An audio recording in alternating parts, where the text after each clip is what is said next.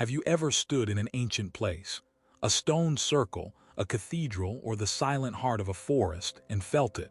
A presence, a vibration that hums just beneath the threshold of hearing, a sense that the very air around you is alive, intelligent, and aware. We are taught to dismiss these feelings as imagination, as the echoes of a superstitious past. But what if that feeling is not an echo? What if it is a perception of a fundamental truth that has been deliberately forgotten? A truth so profound, so empowering, that its concealment has shaped the course of human history. This is not a story of myth or metaphor. It is the story of the greatest secret ever kept, the science of the human magnetic field. A science known to the pyramid builders of Egypt, mastered by the philosopher-mathematician Pythagoras, and guarded within the highest echelons of initiatory orders, like the enigmatic 33rd degree of the Scottish Rite. This knowledge reveals that you are not a physical body that happens to have an energy field. You are a field of energy, of light and information, that has temporarily taken the form of a physical body. And the integrity of this field is the single most important factor determining your health, your happiness, and your ability to shape your own reality. Let us begin with the air you are breathing right now. We see it as empty space, a passive mixture of gases. But the ancients knew better. They understood the atmosphere not as a void, but as the most complex and sensitive magnetic conductor on the planet. It is a living, breathing matrix, a cosmic library carrying the vibrational signatures of every star and planet in our solar system. When the sun releases its powerful streams of plasma, they don't just travel through emptiness. They are received, translated, and softened by Earth's magnetosphere, then step down through the ionosphere and stratosphere, until they reach you as a form of energetic nutrition your cells can absorb. Each breath you take is an act of communion with the cosmos. You are not just inhaling oxygen, you are downloading information. The emanations of Jupiter, carrying the frequency of expansion and opportunity. The steadying structural influence of Saturn. The dynamic, action-oriented pulse of Mars. This isn't astrology as a predictive tool for your daily life. This is magnetic physics, a vast, interplanetary symphony of forces, and your body is a finely tuned instrument designed to resonate with its music. The Egyptian priests, the true masters of this science, could measure these celestial influences. They constructed their temples as massive resonance chambers, using precise angles and materials to amplify specific planetary frequencies for healing and for the expansion of consciousness. Pythagoras, after spending 22 years being initiated in these Egyptian temples, brought a fragment of this knowledge back to the Western world. He taught that geometry was frozen music. He understood that a perfectly formed geometric solid, a cube, an octahedron, a dodecahedron, was not merely an abstract shape. It was a magnetic engine.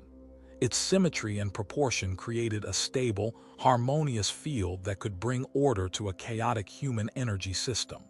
He would have his students contemplate these forms, not as an intellectual exercise, but as a therapeutic practice. By focusing the mind on perfect harmony, the human field would naturally begin to attune itself to that same harmony, correcting its own dissonances. This knowledge was deemed too powerful for the uninitiated.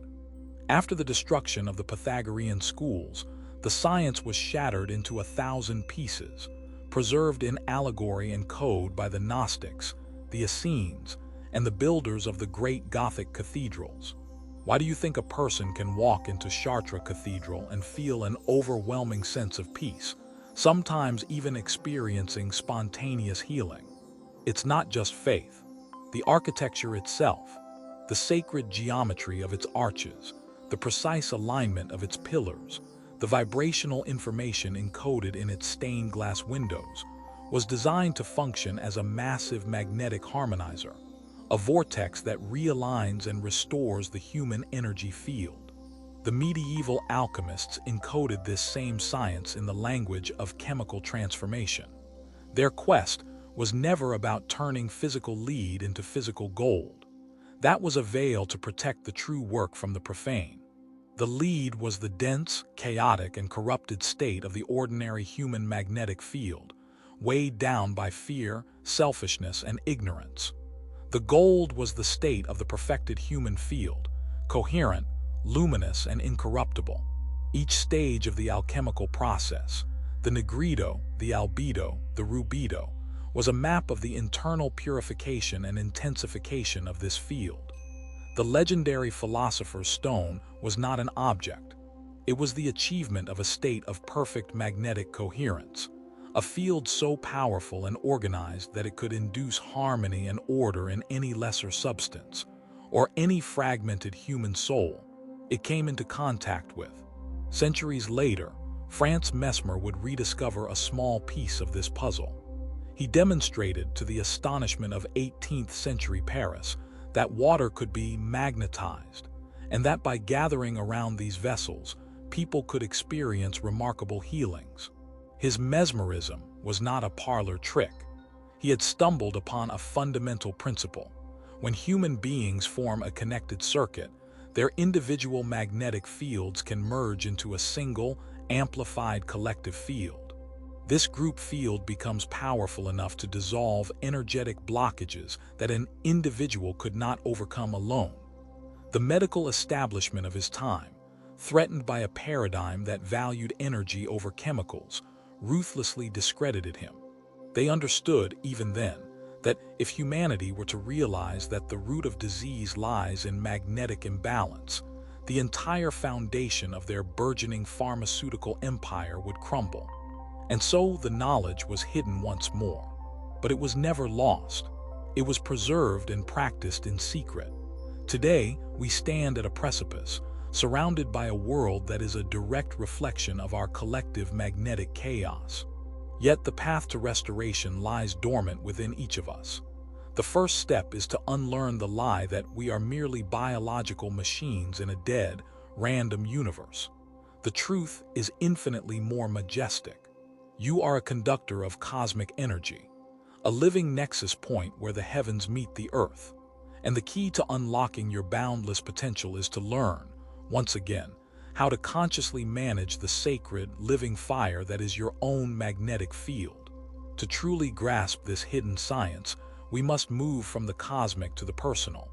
We must look at the anatomy of our own invisible body. In the early 20th century, a respected physician named Dr. Walter John Kilner, working at St. Thomas's Hospital in London, made a discovery that should have revolutionized medicine. While experimenting with Dicyanin dye screens, he found he could see, and even photograph, the energy field extending from his patients. He called it the human aura. What Kilner documented was not a mystical, amorphous glow. It was a structured, multi-layered field. He identified an etheric double, a dark band about 1/4 of an inch from the skin, which acts as a template for the physical body. Beyond that was the inner aura, extending several inches, its colors and density changing in real time with a person's health and emotional state. And finally, the outer aura, a delicate, pulsating envelope that could extend many feet, forming our primary interface with the world. Kilner's revolutionary insight was this: disease does not originate in the physical body. It first appears as a distortion, a tear, a dark spot, or a chaotic pattern in the energy field. A tumor would manifest as a persistent gray smudge in the aura months before it was physically detectable. An oncoming infection would show as a swirling turbulence days before the first symptom. He saw that mental illness was visible as a literal rupture in the outer shield, which explains why we feel drained around certain people. Their compromised field, unable to hold its own energy, acts like a siphon, parasitically drawing vitality from those around them. Decades later, Professor Harold Saxton Burr at Yale University, using highly sensitive voltmeters, scientifically validated Kilner's observations. Over a period of 40 years, he meticulously measured what he called L fields, or fields of life. He proved that every living thing, from a seed to a salamander to a human being, is held within an electromagnetic blueprint that precedes and governs its physical form. A seed contains the complete L field of the adult plant before it even sprouts. A salamander's body holds the energetic template of a new limb before it begins to regenerate. The physical body is not the source of the field. The field is the source of the physical body. So how does this field function? Solar energy, the primary magnetic food for all life on Earth, does not enter the body randomly. It is drawn in through a powerful vortex at the crown of the head. This isn't the romanticized crown chakra of popular spirituality. It is a literal magnetic aperture, a funnel-shaped intake valve that spins clockwise in the northern hemisphere and counterclockwise in the southern, following the same Coriolis effect that governs weather patterns. From there, the energy descends through a central channel that runs just in front of the spine, distributing this vital force through 7 primary nodes, or transformers, each responsible for feeding a specific set of organs and governing a particular aspect of your being. The heart, however, is the true center of this system. Its magnetic field is 5,000 times more powerful than that of the brain. When you feel an emotion, it is the heart that generates the primary wave. If that feeling is one of love, gratitude, or compassion, the heart beats in a smooth, coherent rhythm. This coherence wave propagates throughout your entire system, synchronizing every cell and every organ into a state of optimal function. All healing is, at its core, the restoration of cardiac coherence.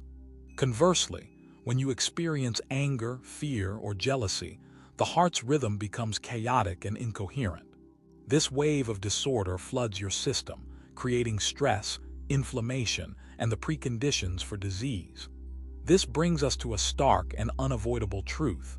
Your moral conduct is a form of practical energy management. It is not about obeying an external, judgmental God. It is about adhering to the fundamental laws of magnetic physics. Every lie you tell creates a measurable dissonance in the energy field around your throat, a distortion that, if repeated, leads to thyroid and metabolic disorders. Every outburst of rage literally blows a hole in the field around your solar plexus, leaving the organs in that region, your liver, your stomach, your pancreas, vulnerable to breakdown. Chronic anger keeps these holes open, allowing what the ancients called parasitic energetic influences to enter your system.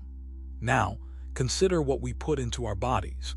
True nutrition is not about calories or vitamins. It is about the absorption of vital magnetic fields. An apple, grown in rich soil and ripened by the sun, has a vibrant, complex, and coherent magnetic signature. When you eat it, you are not just ingesting matter. You are ingesting its stored sunlight, its energetic integrity.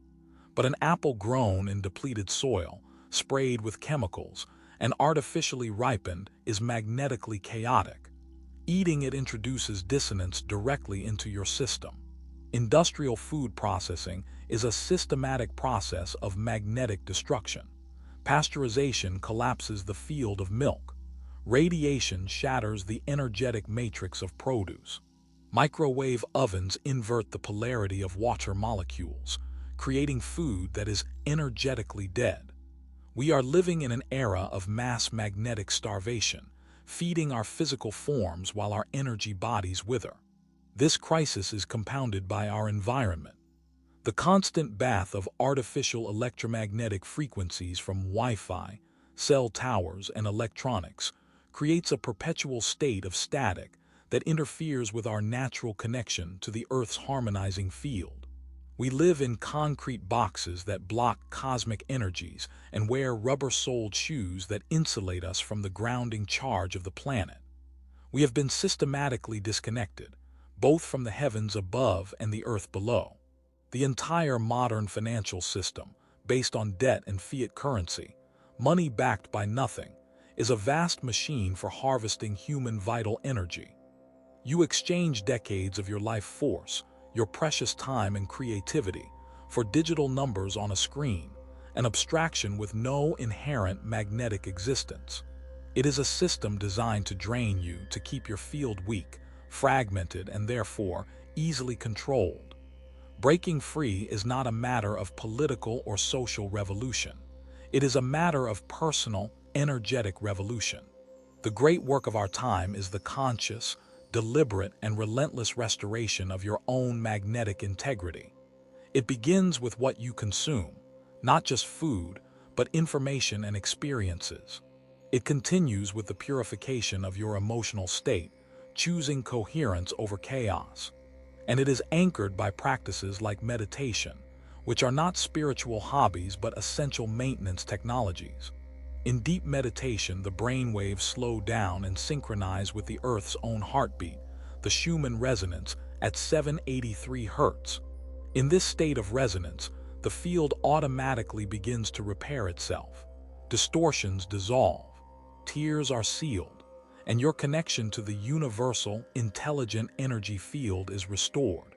You who have heard this message have not found it by accident. Resonance attracts resonance. The fact that these words vibrate within you is proof that a part of your own field already knows this truth. The question is no longer whether it is real. The question is what you will do with this knowledge.